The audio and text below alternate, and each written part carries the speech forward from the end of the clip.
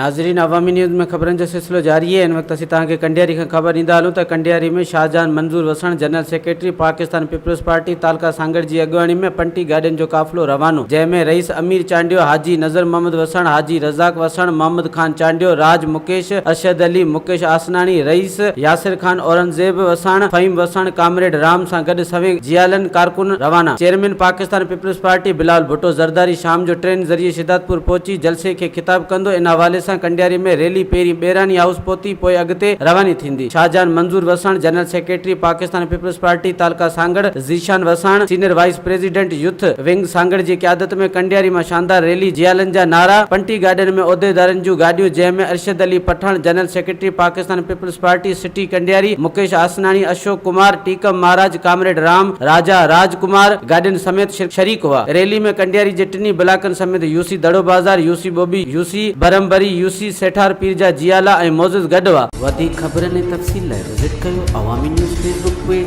YouTube page ऐं अवामी news website.